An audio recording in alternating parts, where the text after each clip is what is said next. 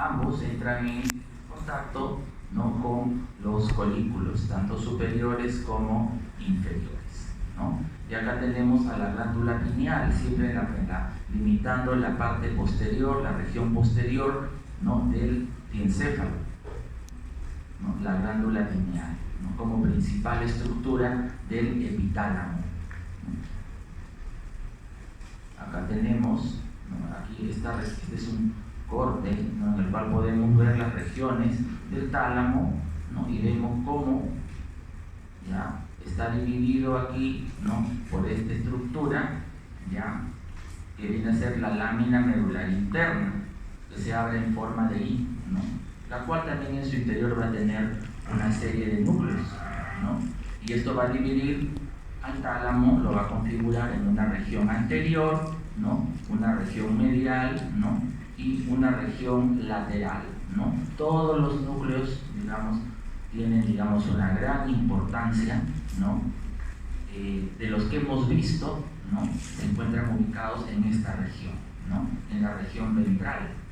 Aquí en la región ventral posterior, tenemos esos núcleos que hemos mencionado, ¿no?, el núcleo ventral posterolateral, que es donde se encuentra el cuerpo de la tercera neurona, ¿no?, de la sensibilidad, de las vías sensitivas, ¿no?, de la sensibilidad esteroceptiva, ¿no?, y de la sensibilidad propioceptiva o profunda consciente, ¿no?, esos haces que habían sido estudiados en su momento, ¿no?, los espinotalámicos, ¿no?, lateral, ventral, ¿no?, y las de Boliburdas también, ¿no?, que acá llega, ¿no?, como el menisco medio o cinta de raíz media, ¿no?, llega aquí y ahí se encuentra el cuerpo de la tercera neurona de esas vías, ¿no?, mientras que la vía trigeminal, ¿no?, que recoge de todos sus núcleos del trigémino a lo largo del tronco cerebral, no toda esa información meniscal trigeminal no llega a este núcleo que está aquí, que es el ventral posteromedial, de manera general, porque también llega a otros núcleos también, pero fundamentalmente a este núcleo de acá, ¿ya?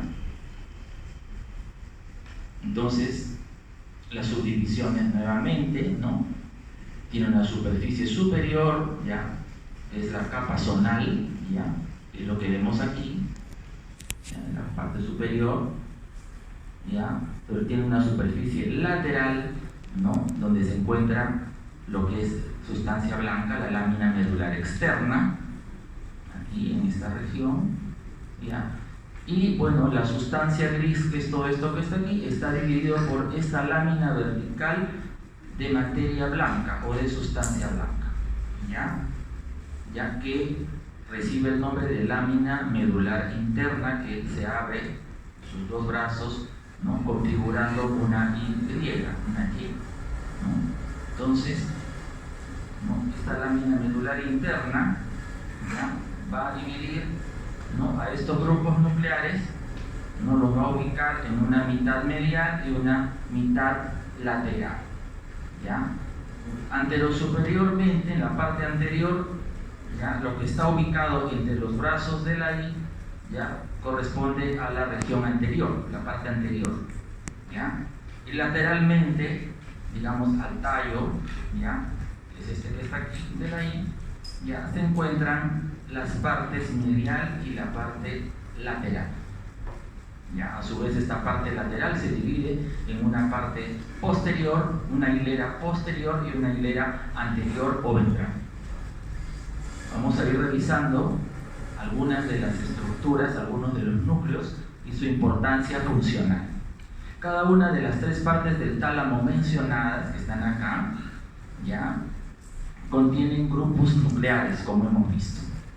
Existen otros grupos menores que se encuentran dentro de la lámina medular interna, en el interior, y algunos se encuentran en las superficies medial y la superficie lateral, que son generalmente son núcleos que no forman parte, no, o integran información que viene de la formación reticular del tronco cerebral y que envían esa información a través del cíngulo al cerebro, ¿no?, a los hemisferios cerebrales.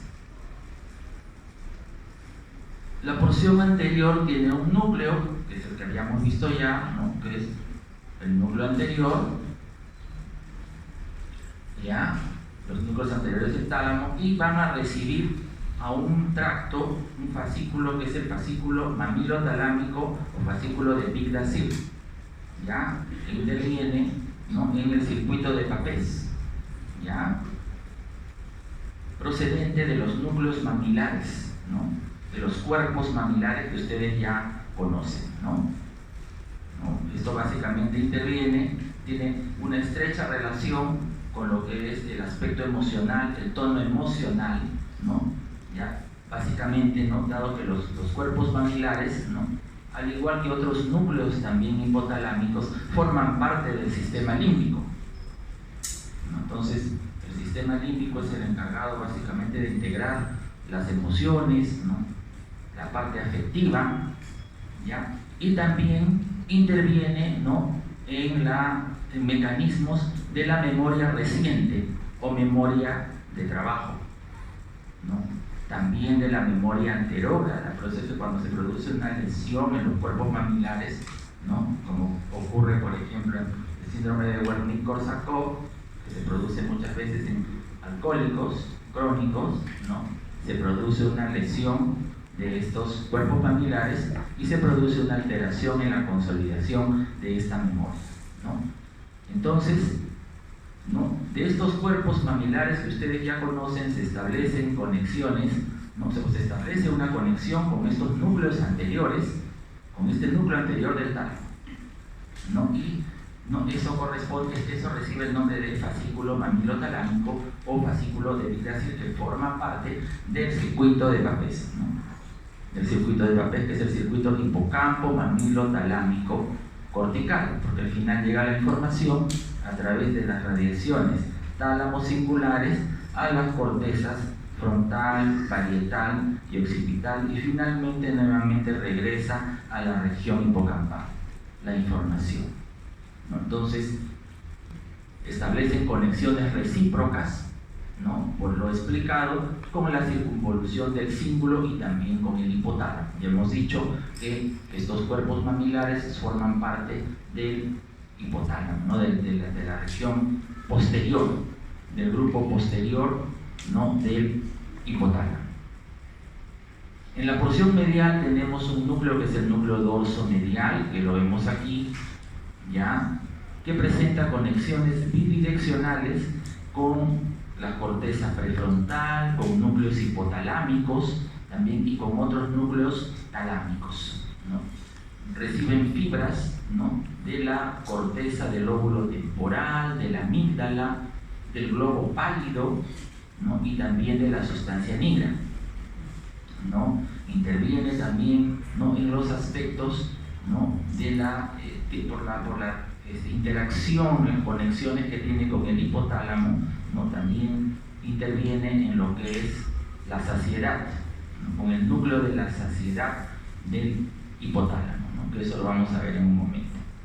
Las fibras se dirigen hacia el lóbulo frontal, ¿ya?, de este núcleo, ¿ya?, y la función es básicamente la interacción de una gran variedad de información sensitiva, ¿ya?, información somática, información visceral, información olfatoria también, ¿no?, y su relación también forma parte, ¿no?, de lo que son las estructuras del sistema límbico, ¿no?, su relación con los sentimientos, emociones y estados subjetivos también. Hay otro núcleo que es el núcleo ventromedial, ya que presenta conexiones recíprocas con el hipocampo y también con la circunvolución del hipocampo, ¿no? Es el núcleo ventromedial que está acá. En cuanto a la porción lateral, que es esta porción que vemos acá, los núcleos se van a dividir en dos hileras, una hilera dorsal, que es la que vemos acá, y una hilera ventral, ¿no? Con respecto a la hilera dorsal, tenemos, ¿no?, un núcleo lateral dorsal, que es el que vemos aquí, un núcleo lateral posterior y el núcleo más posterior, que es el núcleo del pulvinar, del tálamo, que ya hemos visto, ¿no?, en clases previas un tanto y hemos mencionado también hace unos minutos. El núcleo lateral dorsal, que es este que vemos aquí, ya va a recibir fibras del hipocampo, ¿ya?, ¿no? Y las fibras se dirigen a la circunvolución singular, ¿no? Integra, digamos, la información que viene, ¿no? Y también la interacción con la formación reticular. El núcleo lateral posterior, que es este que vemos acá, tiene conexiones recíprocas con la corteza parietal, del lóbulo parietal. Y bueno, finalmente tenemos el núcleo posterior, que es el núcleo del pulvinar del tálamo, que recibe las fibras fundamentalmente de los haces espinotalámicos, como hemos mencionado, ¿no? Y las fibras trigémino-talámicas. ¿Ya? O sea, recibe fibras también de allí, aparte de los núcleos ventral posteromedial, ¿no? Y ventroposterolateral. Este núcleo también recibe esas fibras, como les había mencionado hace un momento, ¿no? De estos haces, ¿ya? Pero primariamente, fundamentalmente, ¿no? Los reciben los núcleos ventral posterolateral y ventral posteromedial. El posterolateral, ¿no? De los fascículos espinotalámicos y el hemisco medial o cinta de raíz media, y la información trigeminal, ¿no? Talámica, ¿no? El ventral posteromedial. Sin embargo, se describe que también este núcleo también recibe fibras de esos haces. Y las fibras se van a dirigir a la corteza de la ínsula, que ustedes ya han visto, que se encuentra en la profundidad del valle silviano, ¿no? Se dirigen también a los lóbulos parietales, que integran, digamos, las diversas modalidades sensitivas, ¿no? Y hacia el lóbulo temporal también. Acá podemos ver los núcleos, ¿no? Que hemos mencionado. Y luego tenemos la hilera ventral, que es esta que está aquí, ¿no? Hay un núcleo ventral anterior, un núcleo ventral lateral y el núcleo ventral posterior, que se divide en tres, ¿no? Siendo de los tres los más importantes el ventro posterolateral y el ventro posteromedial, ¿no? Entonces el ventral anterior, que es este que está aquí, ya está conectado con la formación reticular, ¿ya? La sustancia negra, el cuerpo estriado y la corteza premotora, ¿no?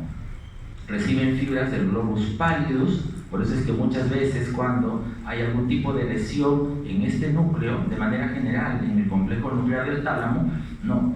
Pueden existir también, digamos, algunos tipos de movimientos anormales, ¿no? Como atetosis, por ejemplo, o incluso algunos compromisos de lenguaje también, ¿no? Por sus interacciones que existen, digamos, con las áreas, ¿no? Que integran este tipo de funciones. Las fibras se van a dirigir, ¿no? Hacia la corteza del lóbulo frontal, ¿ya? De este núcleo ventral anterior. Influyen en las actividades de la corteza motora. El núcleo ventral lateral, ya que es este que está aquí, ya está dividido en dos, uno anterior y uno posterior, ¿ya? Y le llegan fibras de los núcleos cerebelosos. ¿Se acuerdan ustedes de las vías, ¿no? Cerebro-cerebelosas, ¿no? O córtico-pontocerebelosas, y de ahí, ¿no? Delto, rubro, tálamo, corticales, ¿no? Del lóbulo posterior, del neocerebelo, ¿no? Está básicamente el núcleo que recibe esa información es el núcleo ventral lateral. Ya, entonces le llegan pues fibras justamente de estos, del núcleo dentado, ¿no? Del núcleo dentado, ¿no? Del núcleo rojo y también del globus pallidus. ¿Ya? Las proyecciones se van a dirigir hacia las regiones motoras, ¿ya? Y premotoras de la corteza cerebral, aquellas, ¿no? Regiones que intervienen en la planificación de los movimientos, cuya ejecución será a través, ¿no? De la vía córtico-espinal y la vía córtico-nuclear, ¿cierto? Influye pues en la actividad motora, ¿no? Acá tenemos estos núcleos, ¿no? Y el núcleo ventral posterior, que eso ya les mencioné, ¿no? El ventro posteromedial, que recibe, ¿no? Vías ascendentes trigeminales y también gustativas. Ayer también se mencionaba eso, ¿no? Y el núcleo ventral posterolateral, que recibe a los tractos, ¿no? Ascendentes sensitivos, al hemisco medial, ¿no? Y al hemisco espinal. Las fibras se dirigen a la corteza de la circunvolución parietal ascendente, que es donde está representada el área sensitiva primaria. el área 312, como se mencionó, ¿no? Entonces allí se integra, ¿no?, todas las modalidades sensitivas, ¿no? Esto ya lo han visto, solamente para recordar, el tracto espinotalámico lateral. Acá se produce la decusación a nivel, ¿no?, de la comisura gris anterior, ¿no?, en la médula espinal, ¿no? Y miren cómo ingresa cruzadamente, decusadamente por el lado contralateral al cual se dio el estímulo, ¿no? Y miren, llega al tálamo y finalmente llega hacia la corteza 312, ¿no? Acá también podemos verlo. El entrecruzamiento es a nivel medular, ¿no? Y contralateralmente asciende hasta el tálamo, al núcleo ventroposterolateral del tálamo, que ya se había visto, ¿no? Y luego finalmente a la corteza parietal. Ese es el espino talámico lateral. El espino talámico anterior o ventral, ¿no?, que se ubica, se cruza también a nivel de la médula espinal y se ubica en el cordón anterior, mientras que el espino talámico lateral, como su nombre lo indica, se ubica en el cordón lateral contralateral, dado que la decusación se da, ¿no?, a nivel de la médula, ¿no? Y asciende y llega al tálamo, al núcleo ventral posterolateral del tálamo, y de ahí donde se encuentra el cuerpo de la tercera neurona, y los axones finalmente alcanzan el área sensitiva primaria, ¿no? Aquí también lo podemos ver, ¿no?, cómo llega, y finalmente la sensibilidad táctil epicrítica y profunda consciente, que va a través del haz de Golgi-Burdash hasta el bulbo, ¿no?, donde se da la degustación sensitiva, y asciende contralateralmente como cinta de raíz media o lemnisco medial. Igual llega, encuentra el cuerpo, este es axones de la segunda neurona, encuentra el soma de la tercera neurona en el núcleo ventral posterolateral del tálamo, ¿ya?, contralateral, y luego finalmente llega hacia la corteza 312, ¿no? Vean ustedes, ¿no?, cómo ipsilateralmente se ubica en los cordones posteriores y así, solamente a manera de recuerdo. Hay otros núcleos talámicos que habíamos dicho que se ubicaban, ¿no?, en la lámina medular interna, ¿no?, que se llaman núcleos intralaminares. Generalmente son núcleos que integran información de la formación reticular, ¿no?, del sistema reticular activador ascendente, ubicado, ¿no?, en el tronco cerebral, ¿no? Entonces recibe aferentes de la formación reticular, también espinotalámicos, trigeminotalámicos, y las eferencias van a otros núcleos talámicos y finalmente a la corteza cerebral, así como también, ¿no?, al cuerpo estriado. Influyen, ¿no?, en los niveles de conciencia y alerta. El tálamo, como que es un centro integrador de todas esas aferencias que vienen de la formación reticular, y luego esto es transmitido, ¿no?, hacia el hipotálamo por una parte, pero fundamentalmente a la corteza cerebral, ¿no? Aquí podemos ver, estos son los núcleos que les he mencionado, intralaminares. Acá hay un núcleo centromediano, núcleos intralaminares, y acá tenemos otro núcleo que también interviene en ese tipo de función, que es el núcleo reticular, que está en la parte más lateral, ¿no?, que es una fina capa de células nerviosas que está ubicada lateralmente, ¿no?, entre una estructura llamada lámina medular externa, que habíamos visto, ¿no?, que era sustancia blanca, y el brazo posterior de la cápsula interna, ¿no? En el seno de esta sustancia blanca, de estas láminas, hay otros núcleos, muchas veces, como en el caso de la lámina medular interna, ¿no? Pero en el caso de la lámina medular externa, ¿no?, ahí se encuentra ubicado justamente este núcleo reticular, ¿no?, como hemos mencionado aquí en la parte lateral. Esta es la lámina medular externa, y en el seno de la misma se va a encontrar el núcleo reticular, ¿no?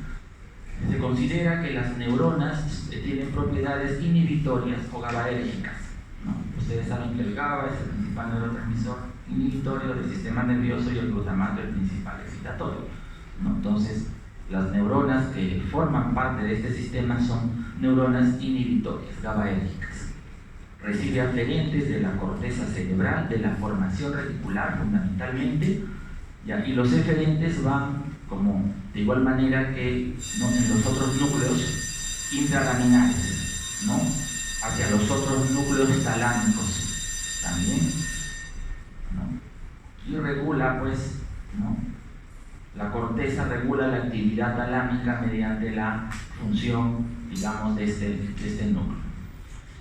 El núcleo reticular. Hay un núcleo de la línea media, que es este que está aquí, ¿ya?, que son grupos de células nerviosas que están adyacentes al tercer ventrículo, ¿ya?, y a las conexiones intertalámicas. Esta es la lesión intertalámica, ¿no?, o comisura intertalámica, ¿no? Y reciben también fibras de la formación reticular. Acá tenemos un gráfico donde se pueden ver algunos de los núcleos, el núcleo anterior, ¿no?, los núcleos ventrales, ¿no?, el ventral anterior, ¿no?, el ventral lateral, que a su vez se divide en dos partes, como habíamos mencionado, y los núcleos laterales, ¿no? Los núcleos laterales, ¿no? Acá tenemos la región del pulvinar, ¿no?, los núcleos geniculados, ¿no?, que sobresalen en la parte más posterior del pulvinar, ¿no? Acá tenemos los núcleos, ¿no?, de la hilera ventral, ¿no?, de la hilera ventral, ¿no?, que son el núcleo ventral posteromedial y el ventral posterolateral que ya habíamos mencionado. Por acá el núcleo dorsomedial, el núcleo centromedial. El metatálamo, como habíamos mencionado, ¿no?, está constituido básicamente por los cuerpos geniculados, el cuerpo geniculado lateral y el cuerpo geniculado medial, ¿no? El lateral forma parte de la vía visual, como ustedes ya saben, ¿no? Ahí llega el tracto óptico, ¿no?, o cintillas ópticas, llegan ahí antes de proyectarse a través de las radiaciones de Gratiolet hasta la corteza visual, ¿no? Es un engrosamiento de la superficie inferior del pulvinar, ¿no?, y está formado por 6 capas, ¿no? Cada una de esas capas, ¿no?, recibe un tipo de información, ¿no?, de las retinas, ¿no?, contralaterales e ipsilaterales también, ¿no? Corresponde básicamente al término de la mayoría de las fibras del tracto óptico, ¿no?, excepto por algunas fibras que, como les había mencionado, se dirigían hacia el núcleo pretectal, que está, ¿no?, en la lámina cuadrigémina en el colículo superior, ¿no?, y se comunican, pues, con los tubérculos cuadrigéminos superiores o colículos superiores a través de los brazos conjuntivales, ¿no?, superiores o anteriores también, ¿no? De alguna manera tiene que llegar, ¿no?, y el trayecto se lo marca el brazo conjuntival anterior o superior, ¿ya? Y esto es para regular los movimientos oculares que se dan ante, ¿no?, estímulos visuales. Ya se ha explicado en su momento, ¿no?, la forma como se da el reflejo fotomotor y el reflejo consensual, ¿no?, la respuesta fotomotor y la respuesta consensual. Entonces las fibras aferentes, ¿no?, vienen a ser axones de las células ganglionares de la retina, que ya eso se ha visto, ¿no?, y proceden de las mitades temporales del ojo homolateral y de la mitad nasal, ¿no?, y reciben información visual procedente, en este caso, en este segundo caso, del campo opuesto de la visión, ¿no? Las fibras eferentes van a formar las radiaciones ópticas, ¿no?, que viene a ser el tracto genículo-calcarino o vía genículo-calcarina, que se dirige finalmente a la corteza visual del lóbulo occipital, al área calcarina, ¿no? Acá podemos ver, ¿no?, estos que están acá son los cuerpos, el cuerpo geniculado externo lateral. Acá tenemos los colículos, ¿no?, cuerpos geniculados, los tubérculos cuadrigéminos, perdón. Acá tenemos la glándula lineal, acá tenemos el tálamo, ¿no?, y esa es la región del pulvinar. Acá podemos ver, ¿no?, este es el cuerpo geniculado lateral, ¿no?, y este de acá es el cuerpo geniculado medial, ¿no? Acá el cuerpo geniculado lateral se va a comunicar, ¿no?, con el tubérculo cuadrigémino superior, ¿no?, y el cuerpo geniculado medial con el tubérculo cuadrigémino inferior. Acá vemos otras estructuras como el cuarto nervio, ¿no?, que está saliendo, ¿no?, por debajo a nivel de los tubérculos cuadrigéminos inferiores que estamos viendo acá, ¿no? Acá vemos las aferencias al cuerpo geniculado, ¿no? De la cintilla óptica y también del colículo superior, ¿no? Igual acá, en el caso de la vía auditiva, ¿no? El colículo inferior, ¿no? Y el menisco lateral, que forma parte de la vía auditiva, ¿no? Acá podemos ver también, ¿no? Miren ustedes los cuerpos mamilares claramente, acá el rombo octopeduncular, pedúnculos, ¿no? Y miren acá tenemos el cuerpo geniculado medial y acá el cuerpo geniculado lateral, ¿no? Acá tenemos el tracto óptico, cómo llega, ¿no? Al cuerpo geniculado lateral específicamente, ¿no? Y esto que está acá corresponde al pulvinar, ¿no? Una modificación del pulvinar, esas dilataciones que corresponden a los cuerpos geniculados, ¿no? Acá se señala el pulvinar de manera general. Acá hay otras estructuras, ¿no? Que ya son conocidas por ustedes, ¿no? Esta es la vía, ¿no? Miren ustedes cómo llega la información acá. Esta es la representación del cuerpo geniculado. Acá vemos cómo están los diferentes grupos nucleares que reciben los diferentes tipos de información visual, ¿no? A nivel del cuerpo geniculado lateral, ¿no? Existe una diferenciación en 6 capas, ¿ya? En cada cuerpo geniculado lateral, ¿ya? Y acá vemos, miren cómo la información, esta es la radiación óptica, que miren cómo llega, ¿no? Hasta la región visual y aquí, ¿no? A la región occipital, ¿no? Y acá vemos cómo antes de iniciarse la radiación óptica sale también información que va hasta el núcleo pretectal. Este es el mesencéfalo, esta es la región del colículo superior, llega aquí, este es el núcleo pretectal, y acá tenemos el núcleo de Edinger-Westphal, ¿no? Del cual sale la fibra preganglionar, ¿no? Que va hacia el ganglio óptico, finalmente, ¿no? Hacia el ganglio de Willis, perdón. ¿Ya? Y de ahí sale obviamente los nervios ciliares cortos, que son los que van a dar inervación a los músculos lisos, ¿no? Constrictores de la pupila, ¿no? Así más o menos esa es la conformación, ¿no? Del cuerpo geniculado lateral, tanto derecho como izquierdo, en sus 6 capas. La idea no es en estos momentos aprender qué tipo de información llega a cada una, pero saber si existe una diferenciación en cada uno de estos cuerpos geniculados, ¿no? Y el medial, pues, es parte de la vía auditiva, ¿ya? Es una protuberancia de la superficie posterior del tálamo por debajo del pulvinar, ¿ya? Las fibras aferentes al cuerpo geniculado medial van a formar el brazo conjuntival inferior y proceden del colículo inferior, ¿ya? Recibe información auditiva, la vía auditiva es bilateral, tiene información de ambos oídos, predominantemente del oído opuesto, ¿ya? Y las fibras eferentes van a formar, pues, las radiaciones auditivas que pasan a la corteza auditiva, ¿ya? Que está en la circunvolución temporal superior, ¿ya? Es el cuerpo geniculado medial o interno, este que está aquí. Acá lo vemos también, geniculado medial. Dándole un poco de aplicación clínica, vemos, ¿no? Que es frecuente, ¿no? La presencia de infartos muchas veces, ¿no? En el tálamo, hablando, digamos, de esta primera parte, ¿no? Hay lesiones talámicas unilaterales y a veces también lesiones talámicas bilaterales. Hay un síndrome muy conocido que es el síndrome talámico de Dejerine-Roussy, ya que generalmente se produce por lesiones focales de origen isquémico, infartos. Nos referimos a infartos talámicos, ¿no? De origen vascular isquémico. Acá podemos ver, esta es una imagen de una tomografía donde vemos una hipodensidad a nivel del tálamo.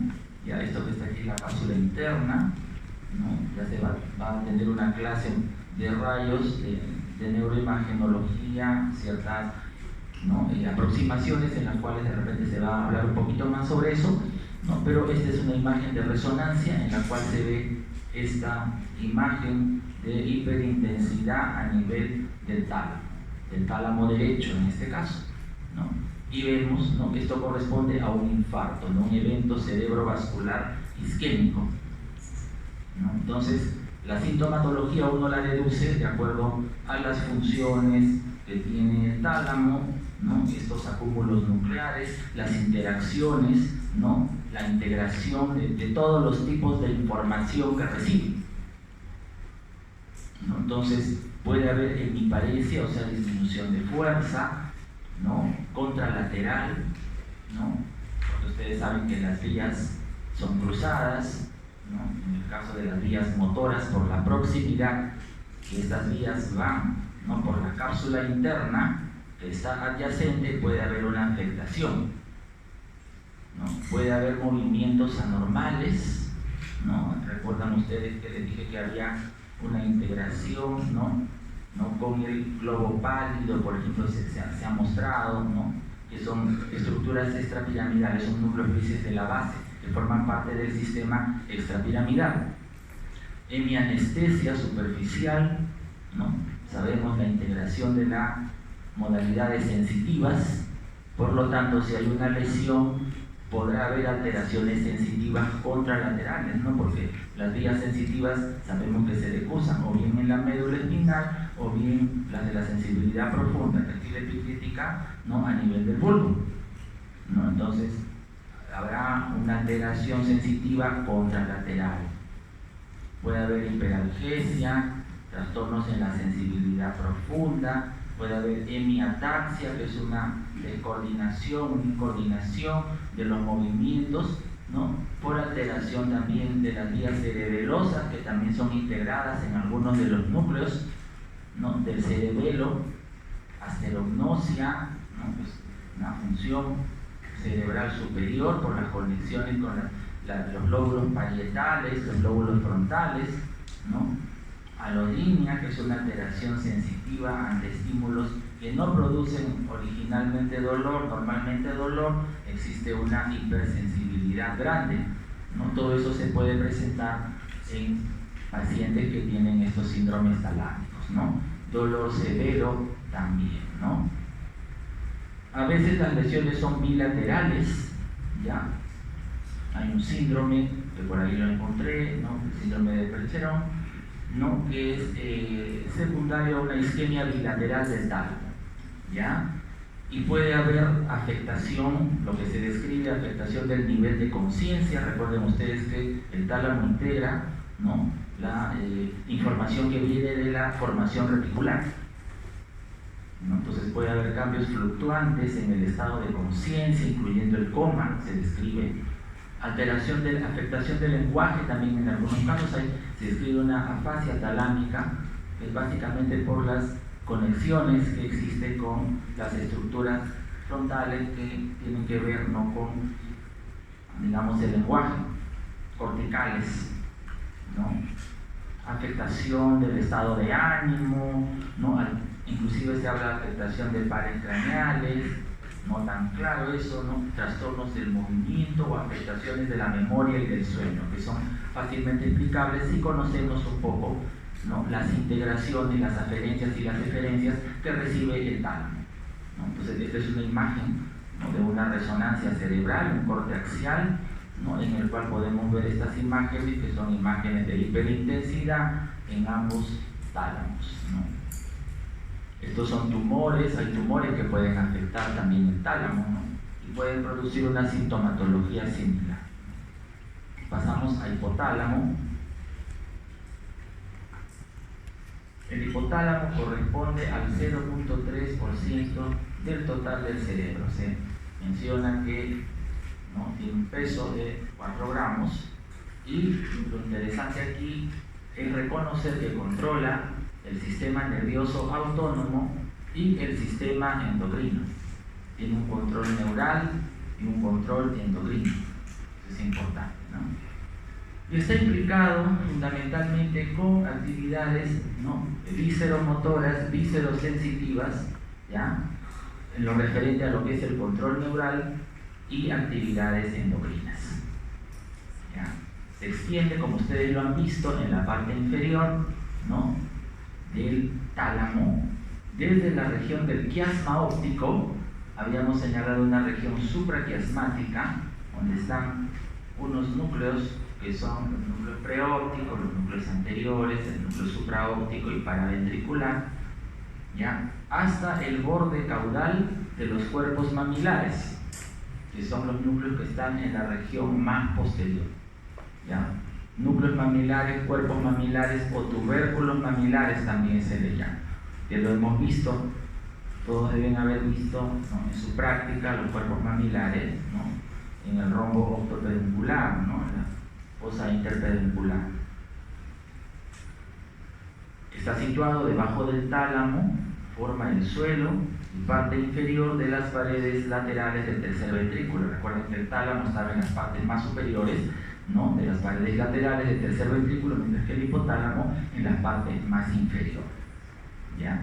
Delante del hipotálamo está el área preóptica, ¿ya? Hay un núcleo preóptico que tiene funciones, ¿no?, muy importantes, ¿no? Se le atribuye funciones muy importantes como integrante del sistema límbico, el centro de la sed, también está por ahí, ¿no?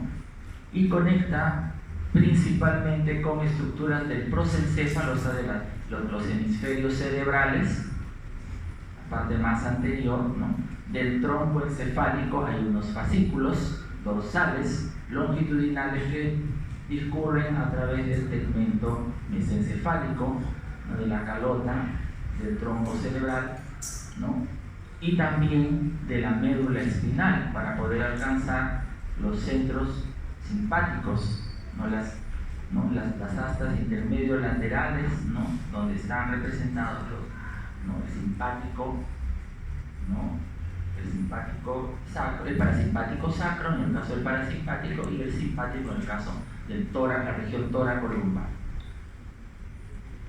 Entonces ahí podemos ver, ¿no?, a lo que ya les había mostrado, el hipotálamo, su ubicación, ¿no? Acá la región infundibular, la pituitaria, ¿no?, la región supraóptica. Por acá van a estar, ¿no?, los núcleos supraóptico y paraventricular, que tienen una gran importancia en la región supraquiasmática, por encima del quiasma óptico. Y por acá, por detrás, esta es la región infundibular, tuberal, ¿no? Y acá tenemos, ¿no?, la región mamilar, de los cuerpos mamilares, ¿no?, que ya hemos mencionado, el epitálamo, ¿no? Acá también lo podemos ver. Esta es la ubicación, esta es la parte dorsal del tálamo, ¿no? Aquí la región supraquiasmática o supraóptica, la región tuberal, ya, el receso supraquiasmático está aquí, el receso tuberal, ¿no? Y acá tenemos los cuerpos mamilares, ¿no? Es un corte, una ampliación de un corte en esta región, en la región diencefálica. Entonces, de manera general, es un modulador del funcionamiento del sistema nervioso vegetativo, ¿no es cierto?, cuya manifestación, ¿no?, periférica es el sistema simpático y el sistema parasimpático, ¿no? El cerebro visceral, ¿no?, corresponde básicamente a lo que es el hipotálamo, ¿no?, y sus conexiones con las estructuras, todas las estructuras que hemos mencionado también cuando hemos hablado del tálamo, ¿no? Hemos visto que prácticamente la gran mayoría de los núcleos, unos más que otros, tienen interacciones, ¿no?, con el hipotálamo. Entonces se considera que es un transductor viscerosensitivo que contiene neuronas con receptores especializados capaces de responder a cambios de temperatura. Hay núcleos encargados de la preservación del calor, de la disipación del calor en determinadas ubicaciones de estas regiones que hemos mencionado, ¿no?, que tienen relación con la osmolaridad de la sangre, ¿no?, a través de las arterias de la irrigación captan la osmolaridad de determinados núcleos, como los núcleos supraóptico y paraventricular, y producen ciertos cambios, ¿no?, en el riñón, por ejemplo, ¿no?, así como también, ¿no?, receptores especializados capaces de responder a los niveles hormonales específicos en la circulación general. Esa es la parte endocrina, ¿no? El control endocrino, todo lo otro que hemos mencionado de la parte vegetativa, sensitiva visceral, motora visceral, es el control neural. Entonces, de la parte endocrina es importante resaltar que regula la actividad de la hipófisis anterior o adenohipófisis, ¿es cierto? Donde se van a elaborar las hormonas hipofisiarias, ¿no? Que van a influir, ¿no?, en los órganos diana periféricos para la elaboración de las hormonas, ¿no?, en las glándulas, en las otras glándulas endocrinas, ¿no? Entonces, en el caso, ¿no?, de la hipófisis anterior, el hipotálamo, ¿no?, va, ¿no?, en una región que es la región periventricular, la región tuberal. Hay unos núcleos que se van a encargar de elaborar, de producir factores liberadores o factores inhibidores también, ¿no?, de estas hormonas, ¿no?, de las hipofisiarias, ¿no?, de la adenohipófisis. Hormonas, generalmente son hormonas que liberan hormonas, ¿no? Y la contraparte a la función endocrina de la hipófisis anterior es lo que se produce en la neurohipófisis o hipófisis posterior, ¿cierto? Al producir y liberar dos hormonas, ¿no?, la vasopresina o antidiurética y la oxitocina, por los núcleos supraóptico y paraventricular. ¿Ya? Dichas hormonas son vertidas hacia la circulación general desde la hipófisis posterior. Ellas se producen en un grupo que se llama un grupo de neuronas magnocelular a nivel, ¿no?, de la región supraquiasmática. Ahí se encuentran estos núcleos que contienen este tipo de neuronas. Ahí se producen, ¿no?, y a través de un fascículo hipotálamo neurohipofisiario se almacenan en la hipófisis posterior, en la neurohipófisis. Y de ahí, a través de se vierten a la circulación, ¿no?, en relación con los estímulos de la osmolaridad sérica.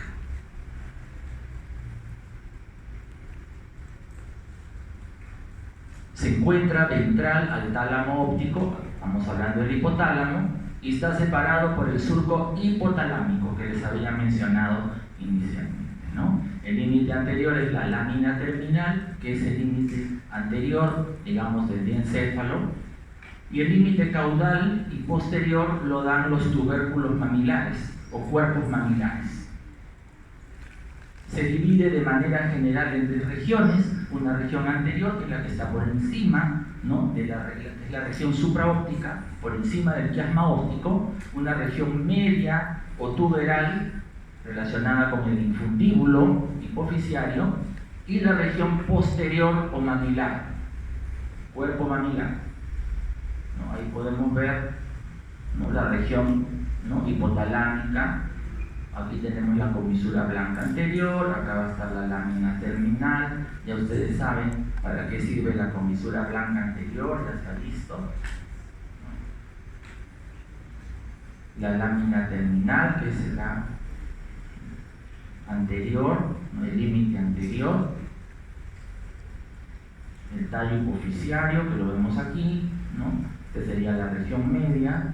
Por aquí tenemos la región anterior o supraquiasmática, la vía óptica, y ahí tenemos el tubérculo mamilar. Entonces, esta es la región hipotalámica. Este es el tálamo, ¿no?, que ya hemos visto. Por acá tenemos la glándula pineal, ¿no?, la comisura posterior. Si hay una comisura anterior, hay una comisura posterior, ¿no? Y aquí podemos ver también los núcleos, ¿no? Miren, acá en la región supraquiasmática tenemos los núcleos fundamentalmente supraóptico y paraventricular. Acá tenemos el quiasma óptico y por acá está el nervio óptico, ¿cierto? Entonces, supraóptico y paraventricular, ¿no? Acá tenemos otras comisuras como el fornix, que ya fue estudiado, ¿no? Y acá tenemos, ¿no?, otros núcleos. Esta es la región media o la región tuberal, ¿no?, donde vamos a tener núcleos que están relacionados con el hambre y la saciedad, ¿no? El núcleo ventromedial, que es el centro de la saciedad, ¿no? Y acá tenemos el núcleo dorsomedial, que es un núcleo que está relacionado con las emociones, ¿no? Y se relaciona también un tanto con la saciedad, ¿no?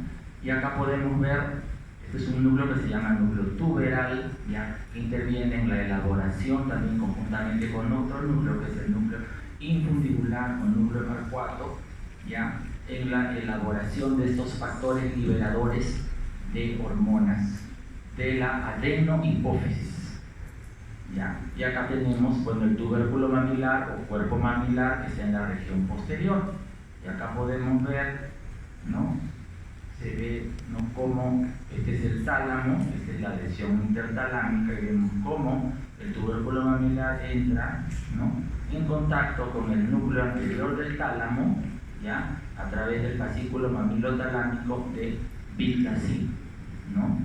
Acá tenemos otras vías, ¿no?, la comisura anterior, la lámina terminal, ¿no?, la glándula pituitaria, ¿no?, o hipófisis, el lóbulo anterior, que es la adenohipófisis, el lóbulo posterior, que es la neurohipófisis, ¿no? Y vemos acá otros fascículos, vías eferentes del hipotálamo, ¿no?, por medio de los cuales llega la información hacia las estructuras del tronco cerebral y también de la médula espinal, ¿no?, para que se pueda producir la parte efectora a través, ¿no?, de los sistemas simpático, parasimpático, que tienen su representación craneal, ¿no?, y también a nivel medular, ¿no? Pues acá tenemos, ¿no?, el fascículo longitudinal dorsal y otras vías descendentes que se originan, ¿no?, acá de las regiones del hipotálamo posterior.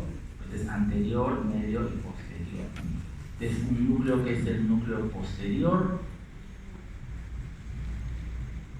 Entonces, si nosotros tenemos un corte coronal, ¿no?, del hipotálamo, vamos a ver también tres zonas, ¿no? Una región periventricular, que es esta que está aquí, donde está un núcleo que se llama el núcleo arcuato, el núcleo periventricular, que tienen que ver básicamente con la elaboración, con la síntesis de estas hormonas, ¿no?, hipofisiales, ¿no? Luego tenemos, ¿no?, una zona media, ¿ya?, que es donde van a estar, se describe que están, ¿no?, los núcleos que regulan la producción de vasopresina y oxitocina, y luego tenemos una zona más lateral, ¿no?, en la que están núcleos que intervienen en la regulación de las emociones, ¿no? Acá tenemos la amígdala, que también tiene, ¿no?, los grupos de la amígdala, los grupos nucleares también tienen nexos, ¿no?, muy fuertes, digámoslo así, ¿no?, con los núcleos del hipotálamo. Pues acá tenemos, por ejemplo, el núcleo ventromedial, ¿no?, que es el centro de la saciedad. Estos son los núcleos nuevamente de la región anterior: núcleo preóptico, el núcleo supraóptico, el núcleo paraventricular, el núcleo anterior que está fusionado con el núcleo preóptico, y hay un núcleo también que es el núcleo supraquiasmático, ¿no? Este es básicamente lo que es la región supraquiasmática, ¿no?, que es toda esta que está aquí, ¿no? Pues acá tenemos el núcleo paraventricular, el núcleo anterior que está pegado al área preóptica, el núcleo supraóptico por aquí, ¿no? En la región media tenemos los núcleos dorsomedial, el núcleo ventromedial y el núcleo infundibular, el núcleo arcuato también, ¿no?, que son estos núcleos que están acá, ¿no?, el dorsomedial, el ventromedial, ¿no? Y posteriormente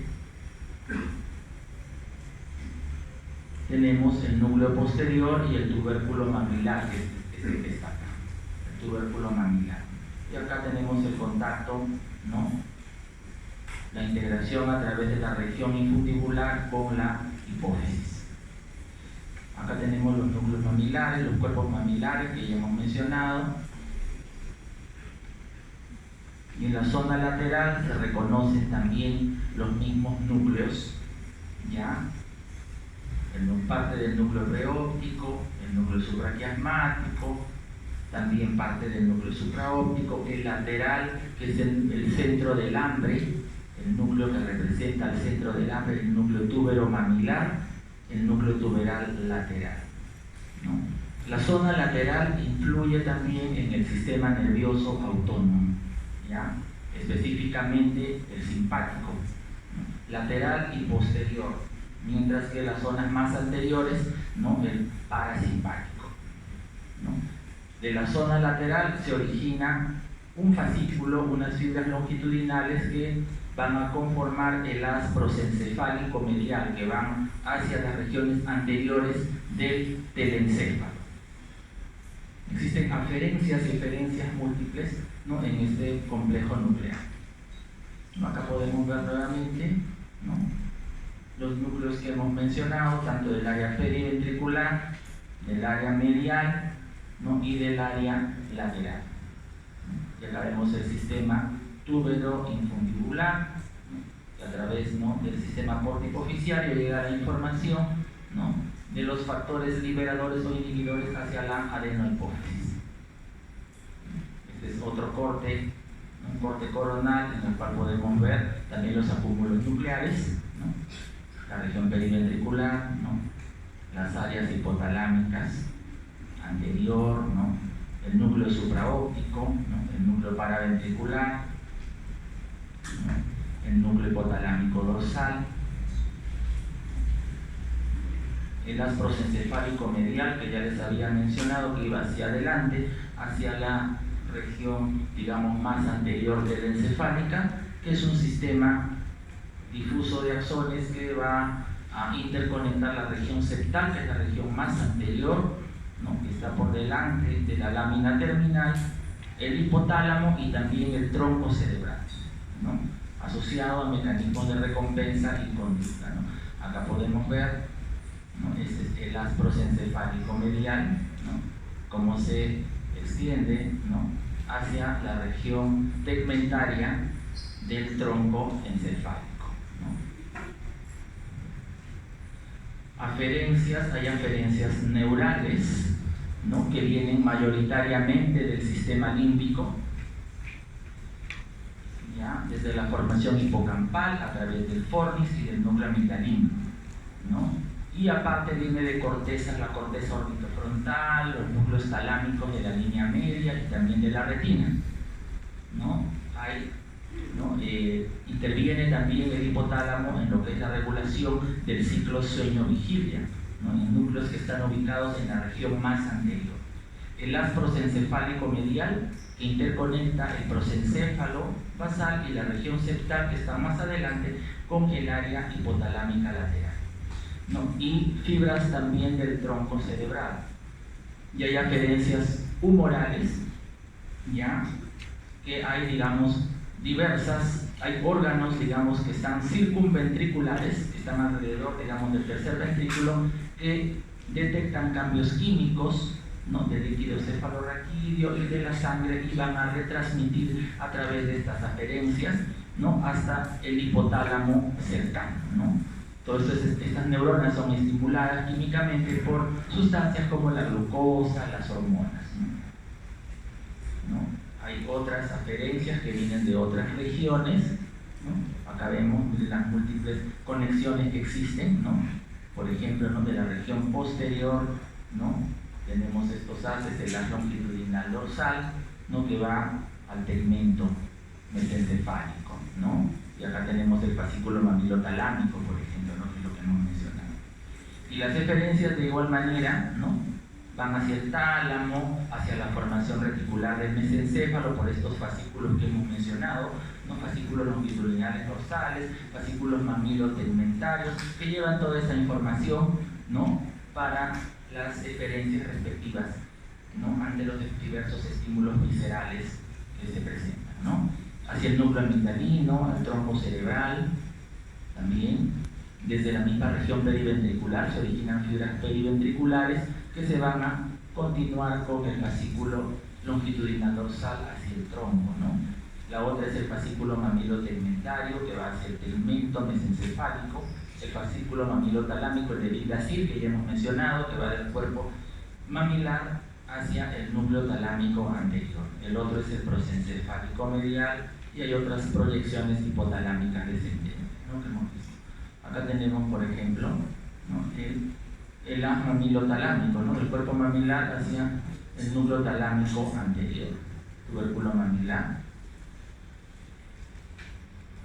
Y también existen gerencias humorales. Esto es importante, ¿no?, en la parte endocrina, ¿no? Tenemos una vía humoral directa y una vía humoral indirecta, ¿no? La vía humoral directa corresponde al sistema neurosecretorio magnocelular, ¿no?, que es básicamente, ¿no?, les había mencionado las neuronas grandes que forman parte del núcleo, ¿no?, supraóptico y paraventricular, ¿ya?, que están básicamente en la región supraquiasmática o supraóptica, ¿no? Entonces, allí se va a elaborar, digamos, ¿no?, la vasopresina o antidiurética y la oxitocina, ¿ya?, y se va a ser trasladada, ¿no?, para su almacenamiento en la neurohipófisis por medio de un fascículo que es el fascículo hipotálamo hipoficial, ¿ya? Y finalmente, ante estos estímulos de osmolaridad que hemos mencionado, se libera la vasopresina y la oxitocina a la circulación general, ¿no? Y luego tenemos el otro sistema, ya que es la vía humoral indirecta, que es el sistema neurosecretorio parvocelular de células más pequeñas, que es el que va, ¿no?, a elaborar estos factores liberadores, ¿no?, y que va a ser enviado a través del sistema porta-hipofisiario, ¿no?, hacia la hipófisis anterior, ¿no?, donde, digamos, ahí se van a elaborar, se van a liberar estas hormonas, ¿no?, de la adenohipófisis, ¿no? Estas neuronas son neuronas pequeñas, ya que están en estos núcleos, periventricular, arqueado, ¿no?, también parte del núcleo paraventricular, el núcleo preóptico, y a través que producen hormonas reguladoras, ¿no?, liberadoras hipotalámicas, en algunas partes también se mencionan inhibitorias, ¿no?, pero más son liberadoras, ¿no?, que a través del sistema porta-hipofisiario llegan a la hipófisis anterior. Ahí lo podemos ver, por ejemplo, ¿no? Este es el fascículo hipotálamo neurohipofisiario que lleva justamente la vasopresina y la oxitocina para su almacenamiento en la neurohipófisis, ¿no? Y acá tenemos, ¿no?, el sistema anterior, túbero hipofisiario, ¿no?, infundíbulo hipofisiario, y a través del sistema porta-hipofisiario llega a la hipófisis anterior. Acá lo podemos ver también, ¿no?, cómo llega. Esto vienen a ser las neuronas de los núcleos supraóptico y paraventricular, ¿no?, que llegan aquí hacia la neurohipófisis. Y esto es de la adenohipófisis, ¿ya? Entonces, acá podemos ver también, ¿no?, cómo llega esta información a estos lóbulos hipofisiales, ¿no? Aquí también, acá vemos los grupos neuronales, ¿no?, los magnocelulares, que son células grandes, neuronas grandes, que tienen unos corpúsculos, que son corpúsculos de Herring, que son los que contienen estas hormonas, ¿no?, la antidiurética y la oxitocina. Entonces interviene en el control autónomo, ¿no?, integra la función del sistema autónomo y neuroendocrino para la preservación de la homeostasis corporal. ¿Ya?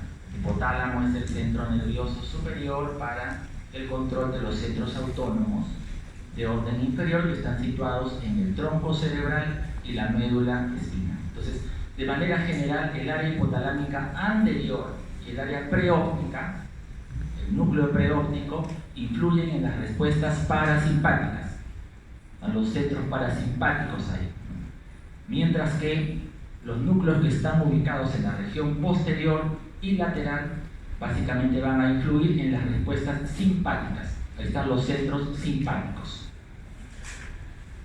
Ya, entonces existen tres divisiones, ¿no? Una división simpática, parasimpática y un sistema nervioso entérico.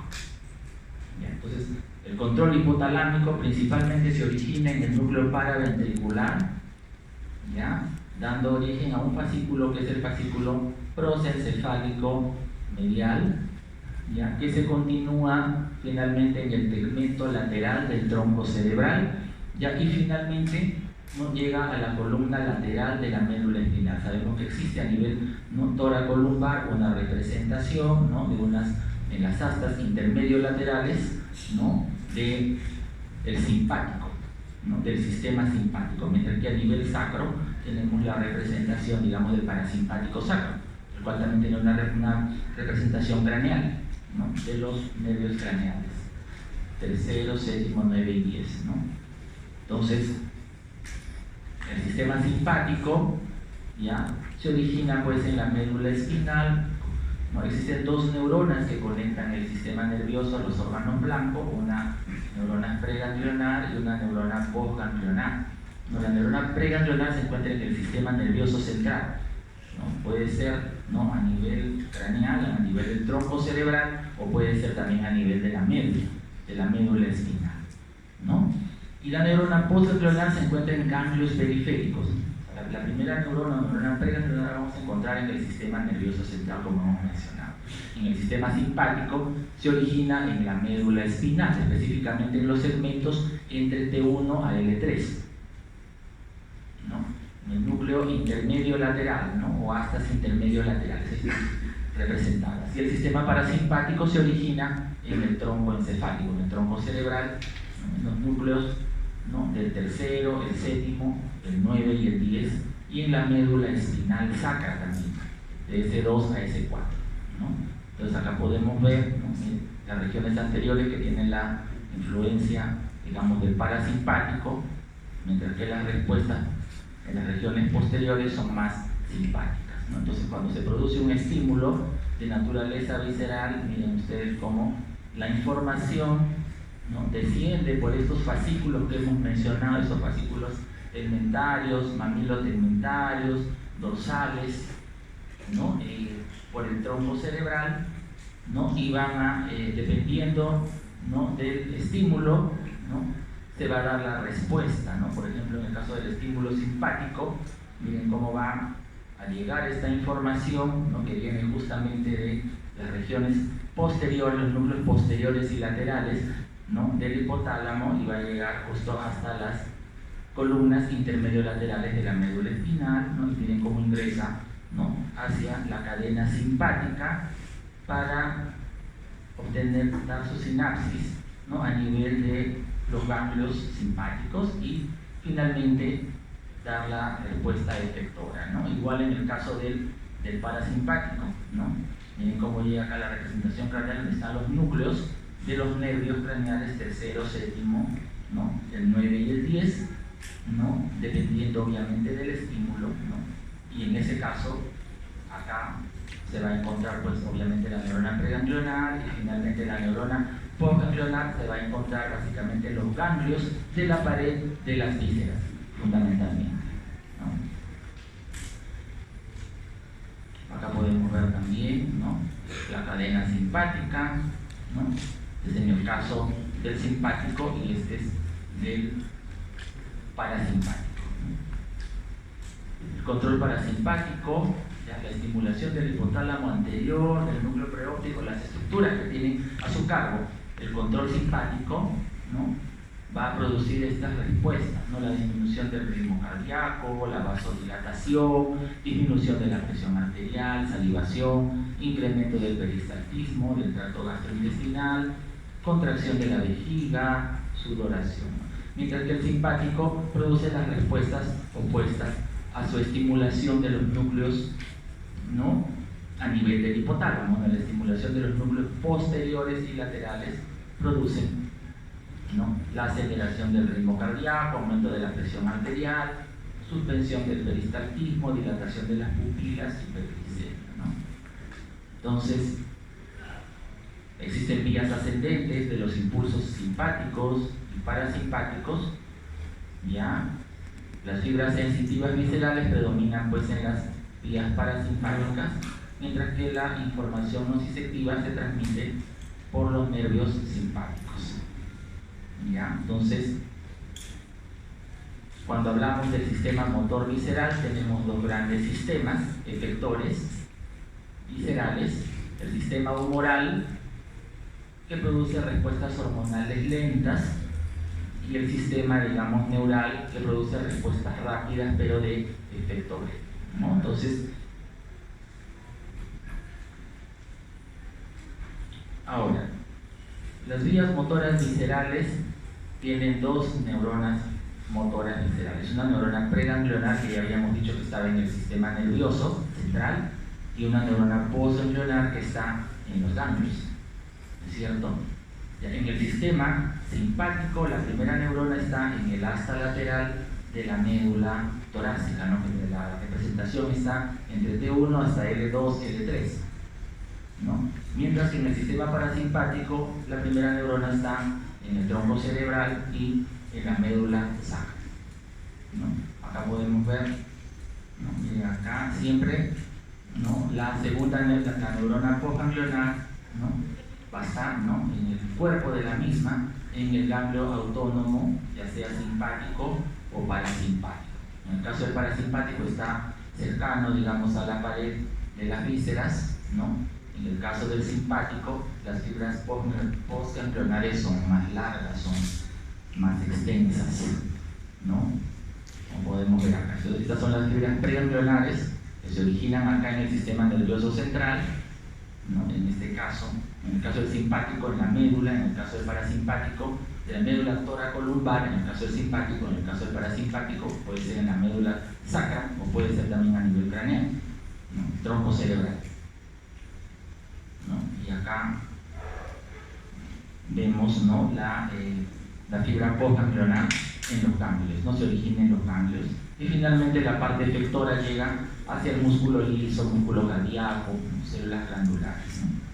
Entonces hace una serie de recorridos, ¿no?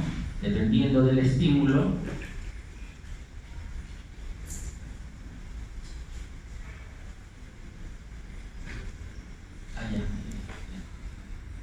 Entonces me están avisando que va a haber exámenes.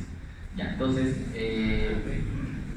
entonces aquí, ya dependiendo del estímulo, obviamente, ¿no? Va a salir la información, ¿no? Por el asta lateral de la médula y va a ingresar, ¿no? Por unas estructuras que reciben el nombre de ramicomunicantes, ¿no? Blancos, ¿no? Ingresa aquí a la cadena ganglionar, ¿no? Hace sinapsis en el ganglio y sale por los ramicomunicantes grises, ¿no? Puede ser en el mismo nivel, ¿no? Y se va a dar la respuesta efectora hacia el músculo liso, las glándulas de los miembros. Puede no ser en el mismo nivel, puede ser en otro nivel, puede ascender o puede descender, ¿no? O a veces, digamos, no sale por estos ramos, ¿no? grises, sino puede salir por otros nervios que son nervios que van hacia las vísceras, ¿no? Vísceras torácicas, por ejemplo, los nervios cardíacos o los nervios esplácnicos, sin muchas veces hacer sinapsis en los ganglios, ¿no? Y se va a hacer sinapsis, ¿no? El cuerpo de la neurona postganglionar la encuentra en ganglios, ¿no? prevertebrales, por ejemplo, ¿no? Y esto de los sistemas secretorios que ya habíamos mencionado. Con respecto a la regulación de la temperatura, tenemos también dos centros. La parte posterior ya es el centro relacionado a la preservación del calor, ¿ya? Y la parte anterior, el área anterior, que es el área preóptica, y el hipotálamo anterior, la disipación o pérdida del calor, ¿no? Cuando existe una lesión a nivel del hipotálamo puede haber, ¿no? hipertermia, dependiendo obviamente del centro que se afecta, ¿no? Entonces, más o menos, miren ustedes, es la región posterior, ¿no? que es la región de la preservación del calor, ¿no? Entonces, cuando se produce, digamos, una infección, por decir, ¿no? se activan estas áreas y se da toda una respuesta, ¿no? vegetativa acá, ¿no? Acá tenemos, estos son los núcleos, el área de la disipación o pérdida del calor, y este es de la preservación del calor, ¿no? La regulación de la ingesta de alimentos y del agua también, ¿no? está regulada por el hipotálamo, ¿no? Tenemos dos centros, el centro de la saciedad y el centro del hambre, ¿no? El centro de la saciedad es el núcleo ventromedial, ¿ya? Que es este que está aquí, ¿no? Y el centro de la saciedad es el núcleo hipotalámico lateral, ¿no? Cuando se afecta este núcleo, ¿no? Que es el centro de la saciedad, se produce la hiperfagia hipotalámica, y cuando se afecta esta área lateral, el núcleo lateral, que es el centro del hambre, ¿no? Se afecta, se produce lo contrario, ¿no? Se produce una afagia. Esto va acompañado de esta hiperfagia hipotalámica, ¿no? De una voracidad, ¿no? Y de una agresividad marcada, ¿no? Por sus conexiones con el sistema límbico. Igual en la parte más anterior se encuentra el centro de la sed, ¿ya? En relación con el núcleo supraóptico, ¿no? Que tiene un estrecho control de la osmolaridad de la sangre a través de la secreción de la vasopresina, ¿no? Que lo que hace es incrementar la resorción de agua en los túbulos contorneados distales y los túbulos colectores de los riñones, ¿no? Aquí en esta región, ¿no? Cuando existe algún estímulo de osmolaridad, ¿no? De osmolaridad baja, por ejemplo, osmolaridad alta, ¿no? El estímulo llega hasta el túbulo colector o contorneado distal, se produce una mayor resorción de agua, ¿no? Ya cuando existe una lesión aquí, se produce la diabetes insípida, ¿no? Y se produce grandes cantidades de orina, ¿no? Con una osmolaridad muy baja, realmente, ¿no? También el hipotálamo tiene que ver con la emoción y el comportamiento. Habíamos dicho la relación que existe con el sistema límbico, ¿no? Integra, ¿no? La información aferente recibida de otras áreas del sistema nervioso y aporta la expresión física de las emociones. Entonces, de igual manera, ¿no? El área ventromedial, que es la que tenía que ver con la saciedad, ¿no? Si se estimula esa área, se produce lo que es pasividad. Si se lesiona, acompañado a la hiperfagia que ustedes vieron, ¿no? Se produce ira, agresividad, y eso se ha reproducido también en modelos humanos, ¿no? La estimulación de los núcleos hipotalámicos laterales produce el efecto contrario, ¿no? Produce síntomas de ira si es que se estimula, porque es el centro del hambre y también tiene que ver, digamos, con la expresión física de las emociones también, ¿no? Eso es lo que hemos visto. También tiene el control de los ritmos circadianos, ya les había mencionado, ¿no? El área preóptica, por ejemplo, induce el sueño. El área hipotalámica lateral, ¿no? Mantiene el estado de vigilia, y la lesión hipotalámica posterior, cuando hay una lesión hipotalámica posterior, se produce la hipersomnia, ¿no? Interviene también en las funciones reproductoras y sexuales, influidas básicamente por el núcleo preóptico y el núcleo ventromedial, ¿ya? Lesiones hipotalámicas producen alteraciones del ciclo menstrual o pubertad precoz.